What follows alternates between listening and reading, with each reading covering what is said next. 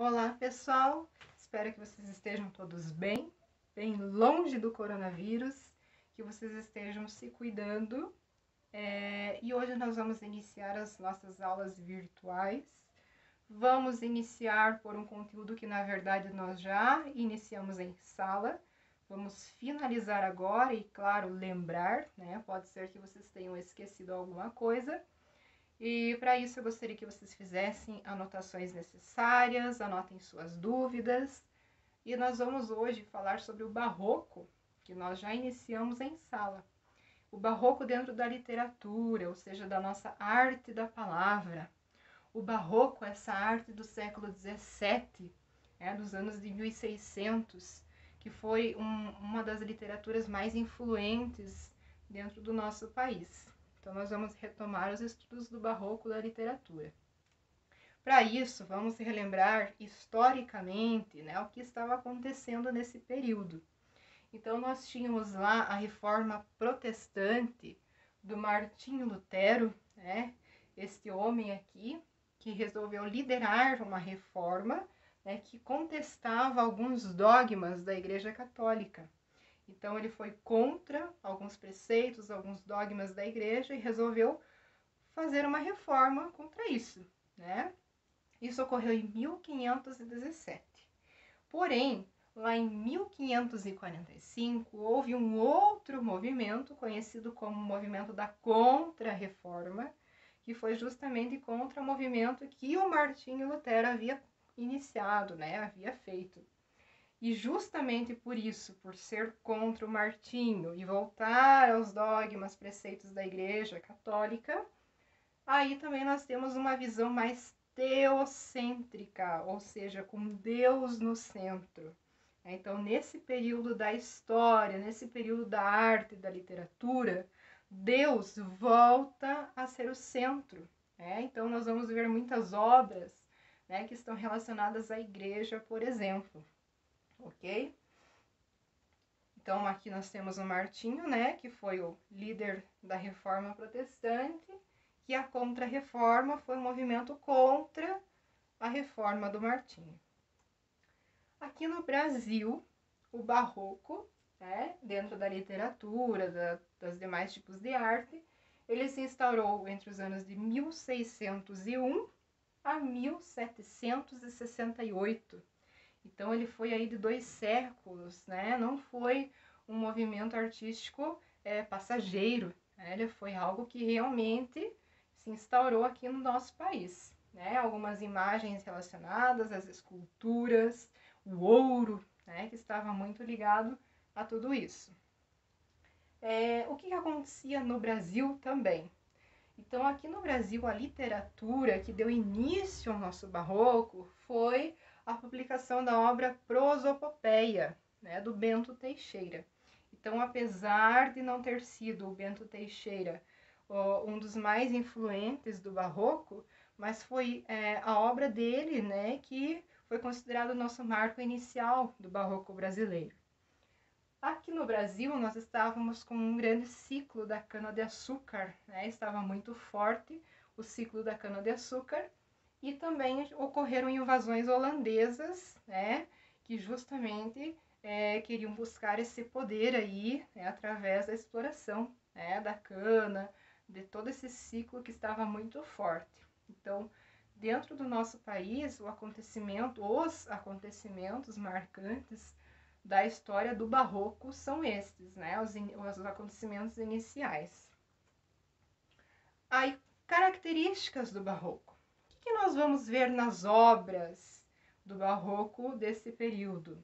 Nós vamos ver muito o conflito entre o corpo e a alma, entre o céu e o inferno, entre Deus e o diabo.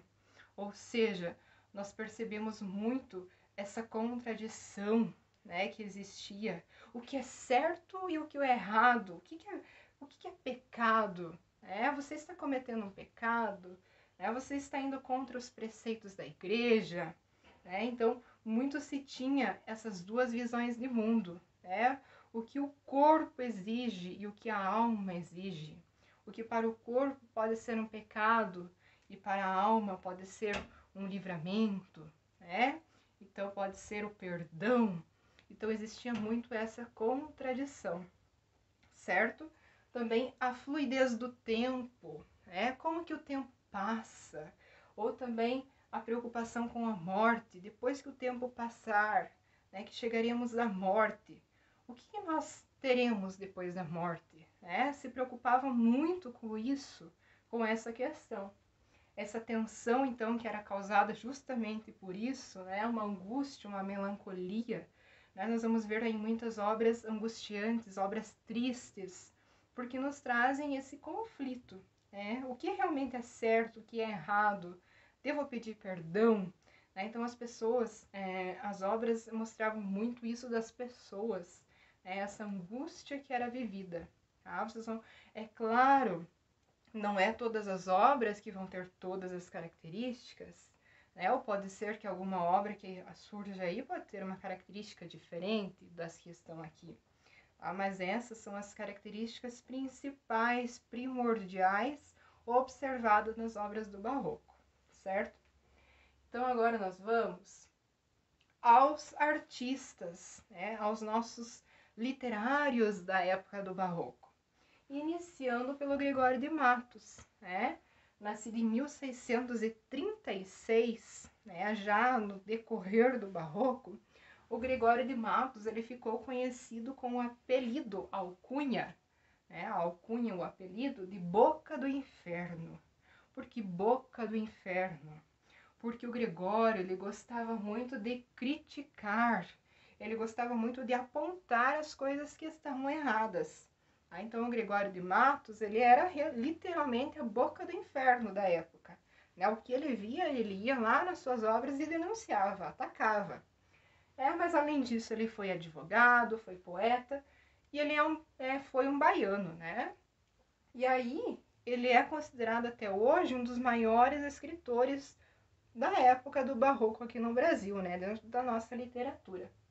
A obra dele era uma obra bem vasta, né? Ela era dividida tanto em obras líricas, do sentimento, da expressão, quanto em obras religiosas e também as satíricas, né? As obras críticas, as obras que denunciavam aí alguma coisa perante a sociedade, né? Então ele era um escritor bem vasto justamente por isso. Aí nós vamos ver agora, por exemplo, nas obras líricas do Gregório de Matos, né, nós temos aqui um poema, um trecho, um poema em que ele faz uma exaltação a uma figura feminina, onde ele chama Angélica, né, Dona Ângela. Anjo no nome, Angélica na cara. Isso é ser flor e anjo juntamente. Ser Angélica flor e anjo florente. Em quem, se não em vós, se uniformara? Então vejam as características que ele traz para essa pessoa feminina. Ele traz a característica de ser flor, de ser anjo, expressando esse sentimento que ele tinha de admiração por essa pessoa. Isso é uma obra lírica, né, em que ele demonstra o sentimento. Então vejam aqui, não se tem muito das características do Barroco, porém é uma obra da época, né? Agora, dentro das obras religiosas do Gregório, nós temos, por exemplo, um soneto, né? Olhem só, 4, 4, 3, 3, um soneto, um poema, que ele traz ali uma alcunha religiosa, né? Por exemplo, a culpa, o arrependimento, o pecado, né? Com algumas referências bíblicas. Então, muito se tem da religião também nas obras do Gregório.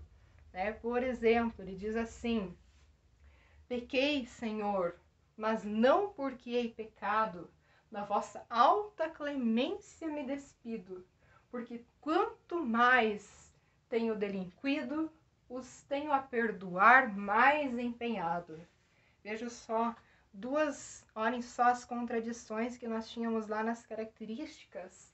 Né? Ele, ao mesmo tempo que fala do pecado, ele já pede o perdão. Então são essas contradições que muitas vezes montavam as obras do Barroco aqui no Brasil. Né?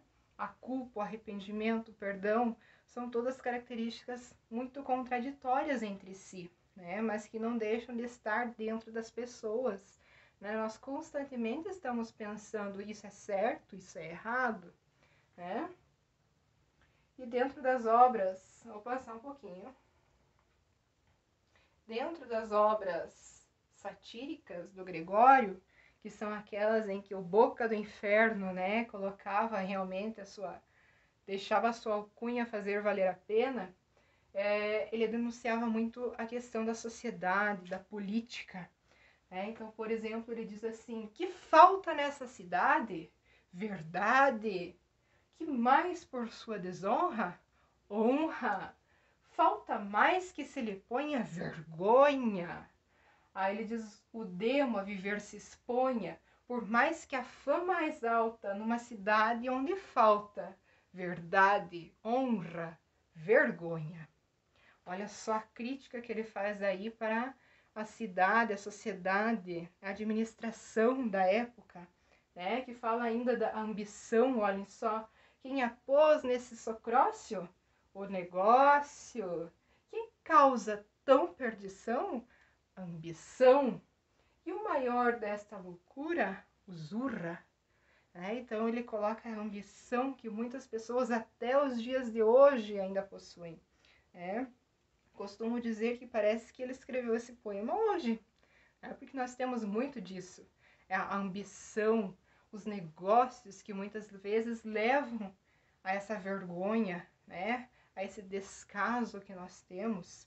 Então são críticas que o Gregório de Matos fazia, as alfinetadas que ele dava na época do Barroco. Né? Também temos um outro figuraça nessa época, que foi o Padre Antônio Vieira. Padre, realmente padre, né? 1608 é o período em que ele esteve por aqui. Ele foi considerado o imperador da nossa língua portuguesa. Ele é religioso, filósofo, escritor, né? E ele se destacou aqui no Brasil, no Barroco, né? E também no Barroco de Portugal, em Portugal. Então nós temos aí esses dois países onde o padre Antônio Vieira ele vai aparecer, né? Dentro do Barroco. E aí ele tinha o quê? As obras dele, geralmente aconteciam as profecias, as cartas e os sermões.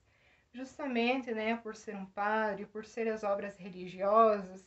Então ele usava os sermões, por exemplo, de pregação, para passar o sentimento dele, o que ele achava, o que ele precisava, que a sociedade precisava mudar, né? Então isso aí é o Padre Antônio, né? São as obras religiosas. E aí nós temos o Sermão aos Peixes. Se vocês procurarem, existem vários sermões disponíveis para leitura que foram escritos pelo Padre Antônio. Mas eu separei em especial o Sermão aos Peixes, que ele usa uma citação, né? Ele usa ali algumas referências bíblicas, por exemplo, do sal da terra, luz do mundo, né? Para fazer algumas críticas. Ele diz assim que talvez algumas pessoas não queiram se modificar, né? Ou que alguns religiosos, por exemplo, não estão sabendo colocar as suas pregações, não estão conseguindo transformar as pessoas ou levá-las para o bem. Então existem vários problemas, às vezes a pessoa não quer, às vezes ela quer, mas não tem quem a faça. Então ele critica isso dentro do Sermão aos Peixes. Né? Até coloquei uma imagem ali que nos lembra. Gostaria que vocês depois procurassem na íntegra o sermão para que vocês pudessem lê-lo, né? Ter esse conhecimento mais profundo do sermão. E eu coloquei aqui uma figura, né, que não se destaca dentro da nossa literatura, porém é uma figura bem falada quando nós falamos em barroco, né, o Aleijadinho, principalmente com as suas esculturas, né, foi um grande artista dentro do barroco brasileiro, e não podemos, né, deixar de lembrar do Aleijadinho, né, as suas esculturas, principalmente, né, Minas Gerais, né, então até hoje nós temos muito da história, né, do nosso país baseados nesse grande artista aqui. Certo, pessoal? Então, nós tivemos aí o Barroco, uma dimensão histórica mundial, né? Uma dimensão histórica aqui no Brasil, quais as características do Barroco, e nós tivemos os dois personagens principais do Barroco literário, né? Aqui no Brasil, né? Que são o Gregório de Matos e o Padre Antônio Vieira, com as suas respectivas maneiras de escrever, né? Voltadas à igreja, voltadas à crítica, mas isso é um geralzão do Barroco para vocês. Se ficou alguma dúvida, vocês podem tirar, sanar as dúvidas comigo logo após o vídeo. Gostaria que vocês tivessem essas anotações aí no caderno de vocês. Tchau, pessoal, e até a próxima aula, né?